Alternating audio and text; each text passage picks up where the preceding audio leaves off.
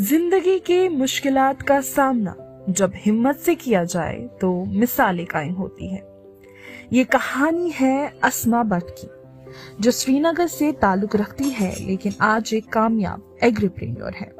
2016 में अपना सफर sheep farm से शुरू करने वाली ये खातून आज अपनी मेहनत और लगन से खान साहब बडगाम में एक इंटीग्रेटेड फार्म की मालिक है। न सिर्फ इतना ही, अस्मा बट ने हाल में खालिश शहद का कारोबार भी शुरू किया है।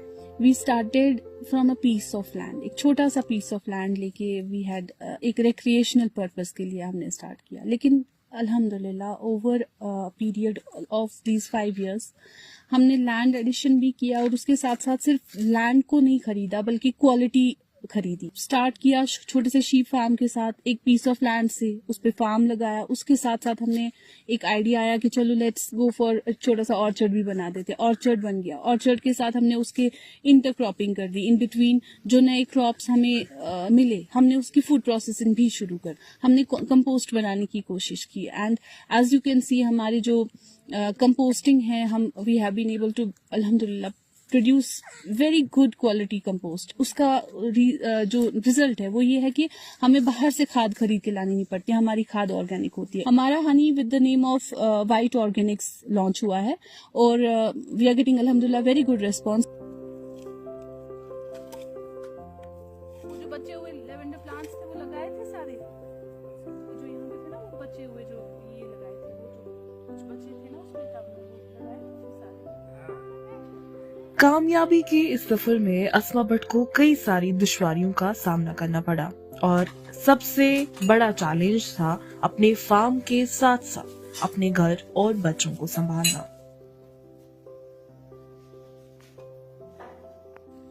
चैलेंज तो खैर हर काम में होते हैं, part and parcel, and specifically when you are a woman तो चैलेंज थोड़े आपको वो ऐड ऑन करके एक्स्ट्रा मिलते हैं।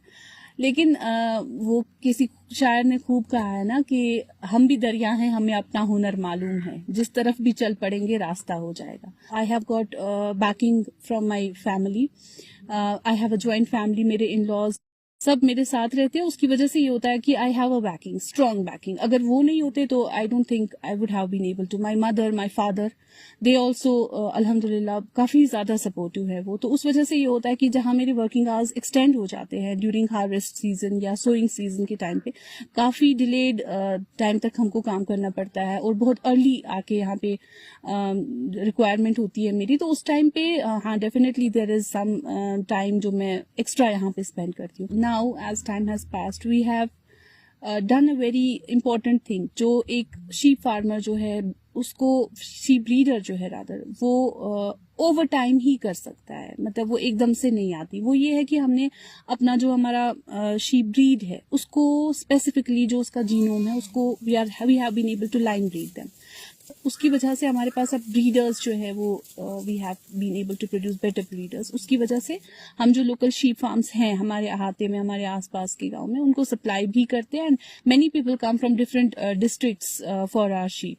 तो उसके साथ साथ हमारा नंबर जो है वो मल्टीप्लाई हो गया है अल्हम्दुलिल्लाह, और क्वालिटी जो है that has become far better.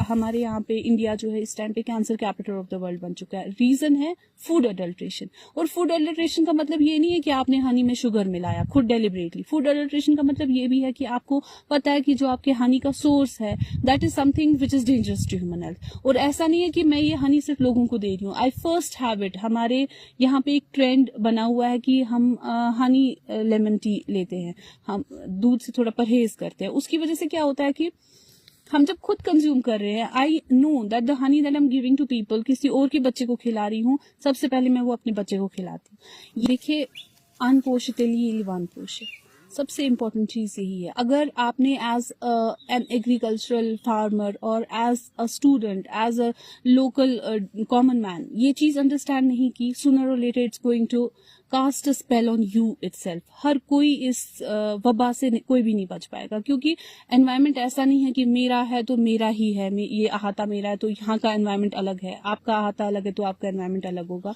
It's not like that. ये एक पूरा एक ब्लैंकेट है जो हम सबको, इसका रिजल्ट अच्छा हो या बुरा, वो हम सबको एज अ कम्युनिटी फेस करना है।